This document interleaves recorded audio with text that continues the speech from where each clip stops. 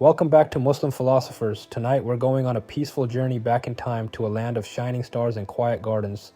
A land called Persia. Many hundreds of years ago, there lived a little boy named Sadra al-Dan, but everyone later called him Mullā Ṣadrā. May Allah have mercy on him. He loved to learn, to think, and to dream. Even as a child, he would look up at the sky at night and ask his father, "Why do the stars shine? Who made them sparkle?" His father smiled and said, "Allah made them, my son." And Mullā Ṣadrā would whisper, "Then everything I see must be from Allah too." As Mullā Ṣadrā grew up, he studied the Qur'an and learned from wise teachers.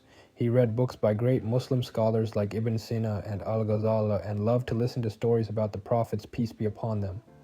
But there was one thing he loved most of all, thinking about Allah. He wanted to understand how everything in the world is connected to the one who created it. He would ask himself, what makes people kind? Why do we exist? And how does learning bring us closer to Allah?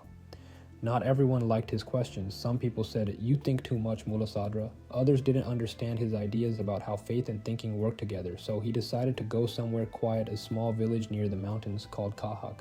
There he lived alone for many years. He prayed every day, read the Qur'an, and thought deeply about Allah's creation.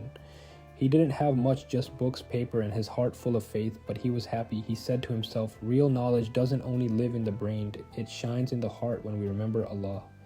After many peaceful years, Mullā Ṣadrā came back to the city of Shiraz. People had missed him and were excited to learn from him again. But now he was different. He was calm, kind, and full of light. When he spoke, his words were gentle, like the soft sound of water flowing in a stream. He told his students, "All of us are travelers, and our journey is toward Allah." He explained that everything in this world, the trees, the air, the stars, and even our own hearts, are all signs of Allah's greatness. He called this idea the journey of the soul. He said that our souls grow when we learn, pray, and do good deeds. Each time we show kindness or learn something new, our souls take one more step toward Allah.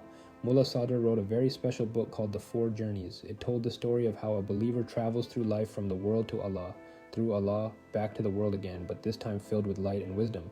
He reminded everyone that knowledge and worship go together. He would say, "Learning makes your mind bright, but prayer makes your heart shine." His students loved him very much. They said he was not just a teacher, but a guide who helped them understand who they truly were.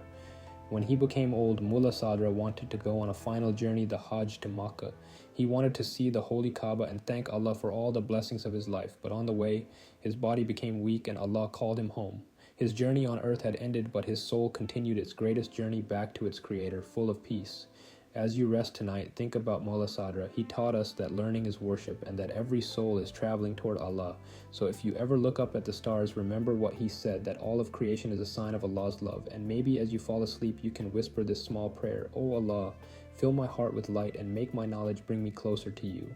Thank you for watching Muslim Philosophers. If you like this story, please like, share, and subscribe so more hearts can learn, dream, and find peace in the beauty of Islam.